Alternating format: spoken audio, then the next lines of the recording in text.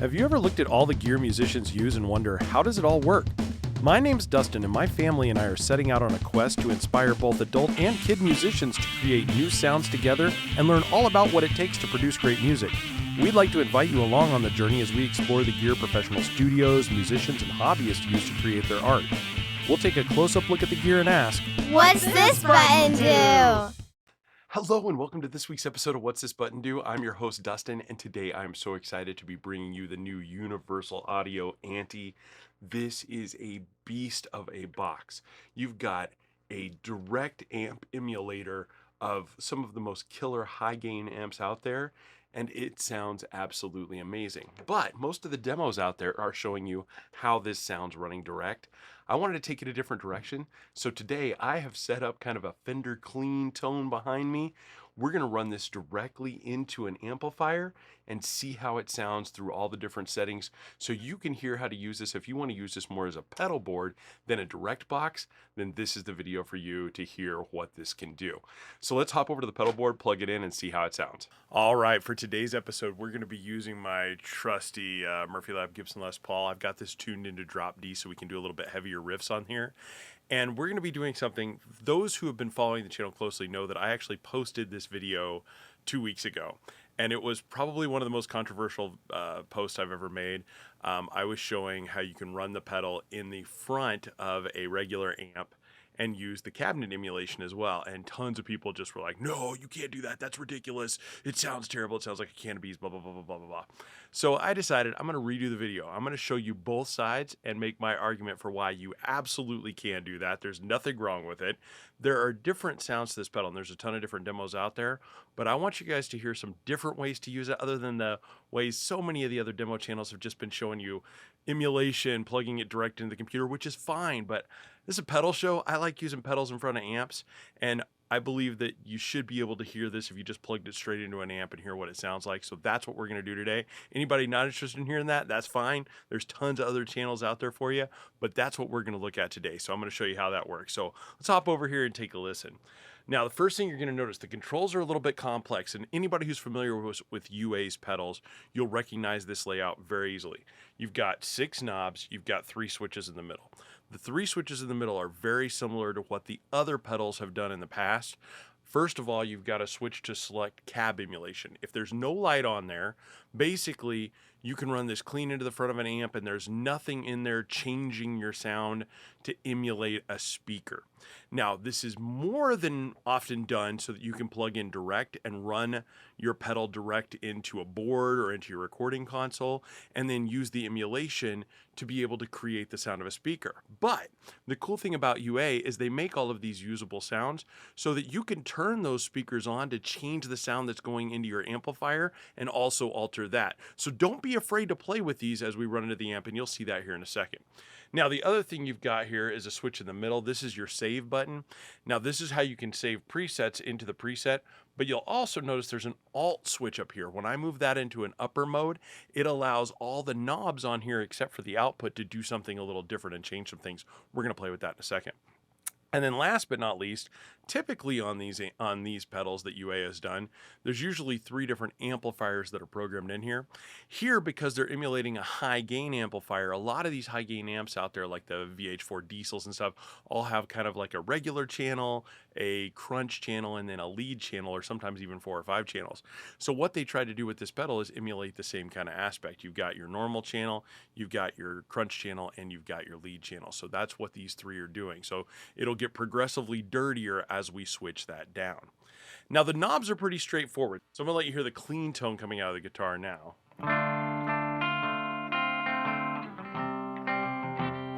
Cool, nothing special, nothing crazy here. I do have it set up in drop D. So let's start messing with the pedal itself.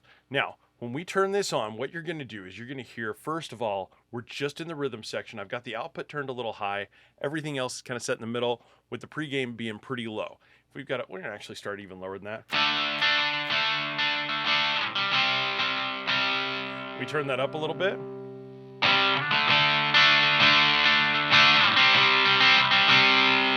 Keep it coming up.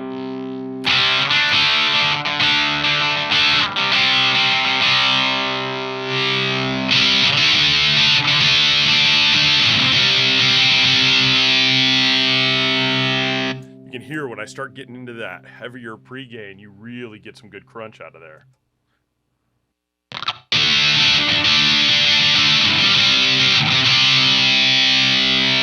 All the way up.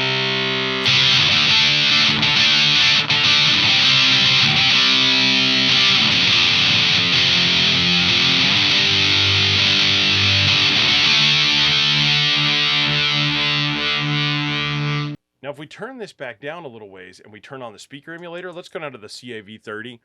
Now, you'll notice here, you're going to get a little bit louder sound. If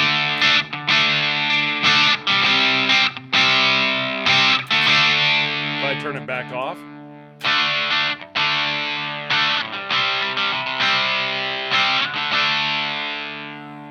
see how adding in that speaker emulation is going to boost the volume up a little bit because you're emulating the speaker bringing that noise out. But you'll notice it didn't make it sound bad. It actually sounds pretty dang good when we've got it in that mode. Like, you could record a song with this.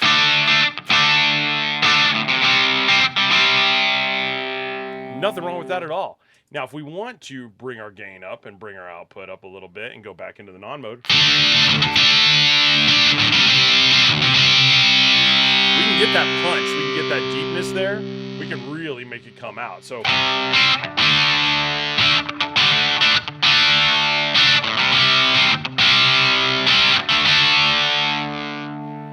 see, you can really use that and get a lot of different sounds out of there depending on how you have everything set up. So don't be afraid to play around with your speaker emulation a little bit and try some of those sounds out, especially if you're mixing or engineering and you're trying to get some tracks to stand out and you want to bring out the treble a little bit more and get rid of some of the bass and the mids.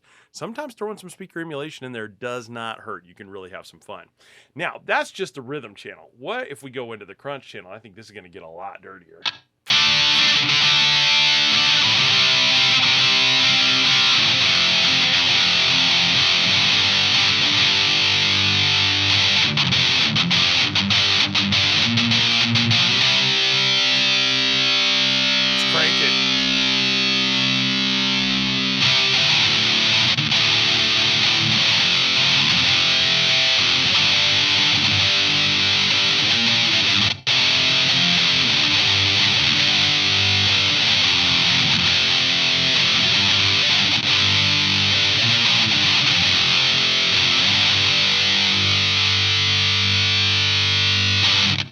Really heavy, really hard, and you'll notice that noise gate. We're going to play with the noise gate in a second. It really does a great job of gating it and keeping the pedal silent without sounding unnatural or gross. It's just flippin' amazing.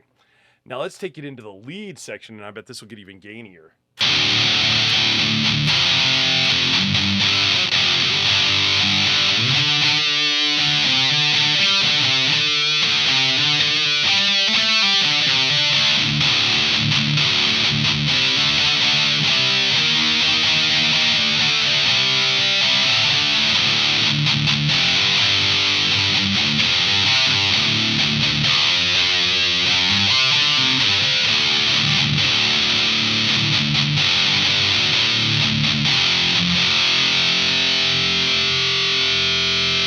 Just killer, heavy, thick sounding. Like, I think that sounds absolutely amazing.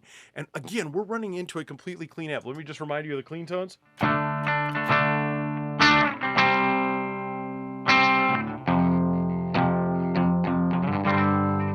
mean, come on, like, for one pedal to alter your tone into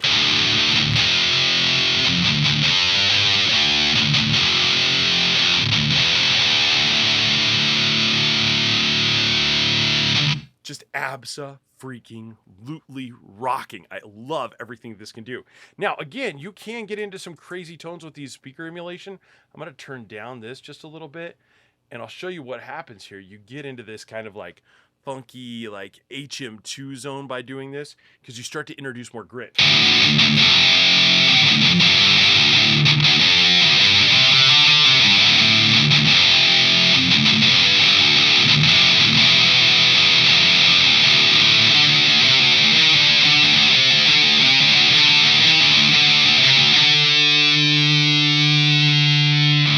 See how it gets that grittier, heavier B kind of sound like that? Just, it's awesome. It's gnarly. It's crunchy. It's almost like you're running an HM2 in front of like a Soldano. It gives you that kind of roaring sound that I absolutely love. And I know this isn't for everybody. That last time I shot this video, everybody gave me so much grief for that, but that's one of my favorite tones. So I like to have that fuzzy, gritty distortion in there. But if that's not for you, just setting it in this mode and leaving the speaker emulation off.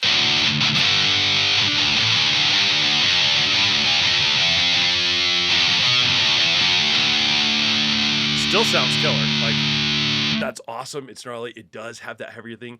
And the thing that impresses me most about this is you get that sag factor. You get that.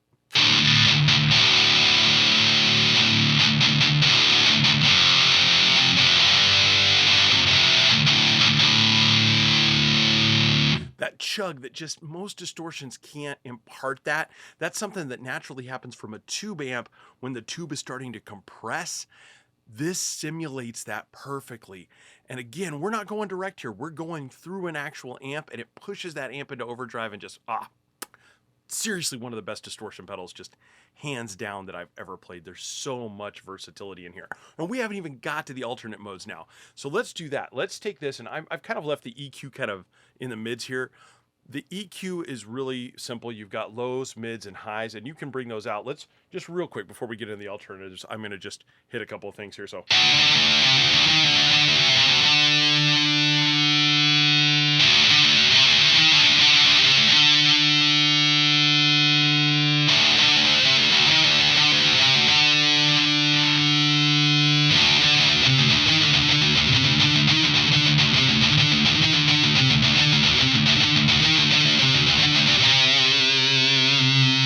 So you can hear how much that EQ does truly affect this. This has a massive sweep on there.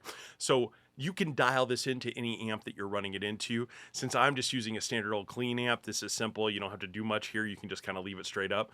But if we needed to have that extra treble frequency, or if, just like you heard there, you wanted to deepen up that bass for some chuggy riffs, you can absolutely do that with this. Now, outside of that, there's an alternate mode, and what this does is makes these 5 knobs function differently. The first knob now becomes resonance, and you'll hear the change in this as I play. I'm just going to play a...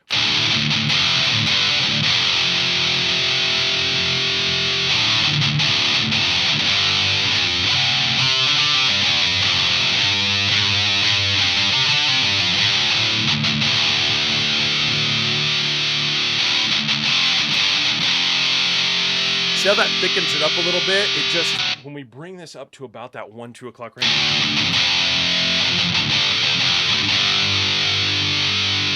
just adds a little thickness in there, kind of smooths everything out. I think it really sounds a lot better when you're running it at around that 1 to 2 and on mark. So I like to leave it right in there. Same thing with the noise gate. The noise gate's really cool. If I crank this down a little bit, hear how much noise? I didn't hit anything on the strings there. When we get to about 1 o'clock, that's where it really does a good job of gating. The further we go, the more it shuts down easier. Further we go up to here, there's nothing.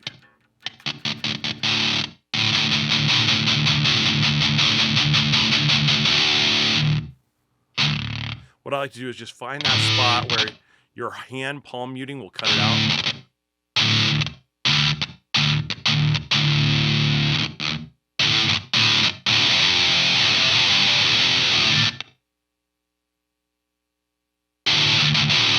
There, right there.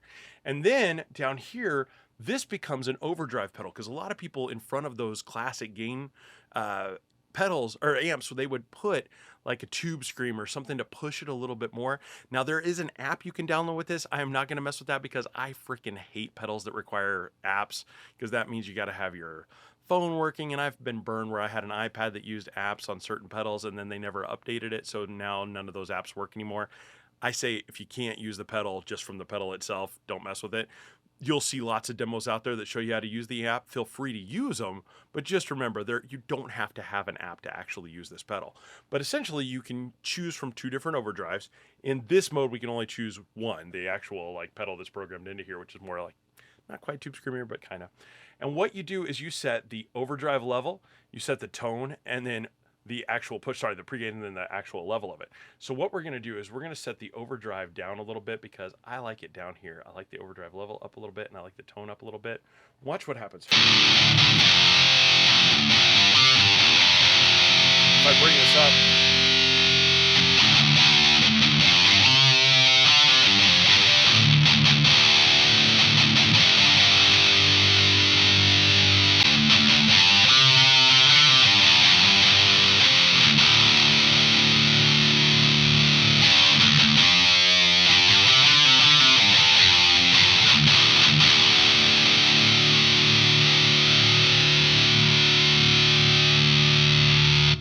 I like to do here, I don't like it pushed all the way to the max because that just gets a little bit grimy and a little bit too much.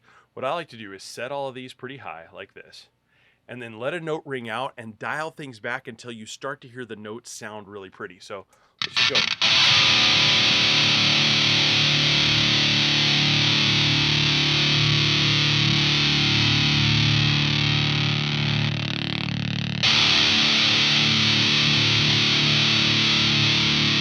That's kind of where I like it at, right there.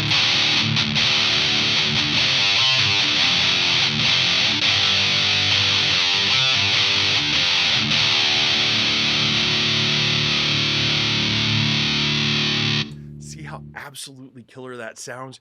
You can really tailor it to get you the gain settings that you want.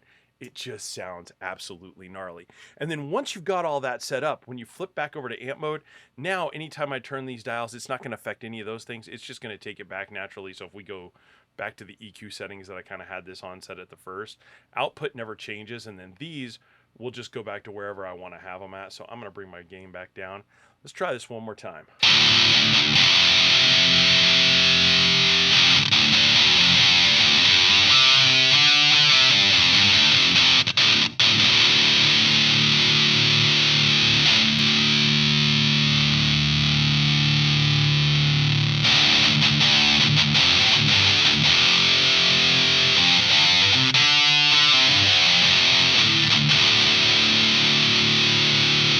And then last but not least, like I said before, you don't have to shy away from emulation. Let's go back to my favorite, the CAV30. I'm going to turn the output down since we added a little bit more. Now watch how this gives it a little more gainy structure.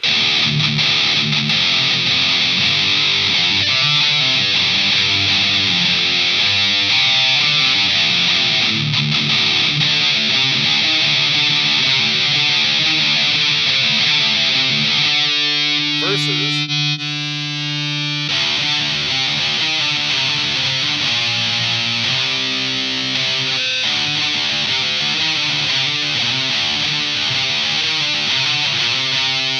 bring up the output a little bit more.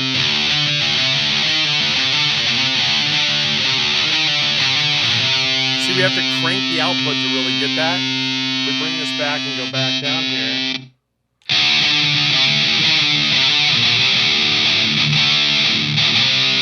So again, either way sounds great. You can have a lot of different tones in here, but this offers so many different layers of distortion, types of distortion. I think there's something in this box for everyone, and I hope that shows it off so you can really see the magic that is the UA Anti. They absolutely nailed this. For anybody who's into high gain or distortion, just fantastic. So what'd you think? Different, right? Like, I've always been the guy who said, like, really distortion pedals don't get there. You need something like a Karsten's Grace, a Soldano, something heavier, a Diesel VH4. You need something to really pack a punch to be able to make those heavy distortion sounds. But I have to say, the Anti running into a clean amp, oh my gosh, the heaviness, the compression, that sag, that hit, it's all there. Is it the exact same? No. But if I'm a traveling musician and I don't want to lug around a second amp, this thing is absolutely killer. If you're a studio engineer and you want to just be able to throw in some good heavy tracks from every now and then, but you don't want to have to invest in a $3,000 to $4,000 amp, you absolutely can use the Anti and get some of those tones and those sounds. And my gosh, the emulation is killer. The cabinets sound great. Even running the cabinets in front of a clean amp can still sound really good. There's so much versatility here. So really, when you think about all the different sounds, how much is packed into this little box, I know it's $400. So for those of you who don't play heavy and you don't need that and you're just looking for overdrives, this is definitely not your thing. Even the cleanest settings on these don't sound as good as like a good overdrive. But if you're into distortion, and especially if you're into some heavier drop tunings, things like that, this is the pedal for you. I have played so many distortions in my life, and none of them have come close to sounding as good and tight and packed as this does. My gosh, what you can do here. And we're just scratching the surface. That was just a little 10-minute demo of some sounds that are fun. There's so much more you can do. So I think Universal Audio, what they've packed in here for the money, is one of the best values out there, distortion pedal, and genuinely one of the best sounding distortion pedals of all time. I know not everybody likes this sound. I know sometimes the the kind of, HM2, can of bees, like chainsaw kind of sound may not be for everybody, and this can do that. But you could also hear there's some like tighter chugging things that you can do. And if you increase that low end, you can really get you some good thud and some chug in there. It's so, so impressive.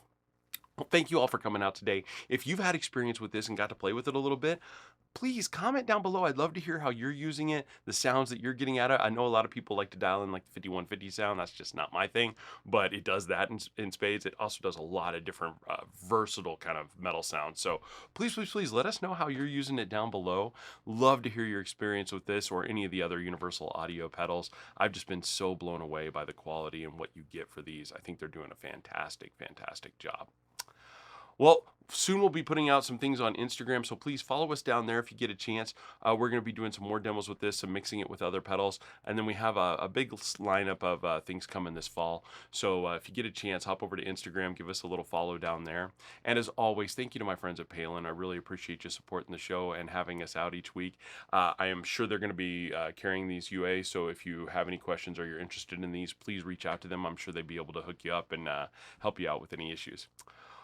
Well, thank you so much for coming out this week. Can't wait to see you next week. We've got some killer pedals lined up. We've got the new EHX Pog 3, the new Sika Super, and the end game from KMA Audio coming up. So there's a lot of fun stuff coming in the coming week. So please join us back here for those. Take care and have a wonderful week.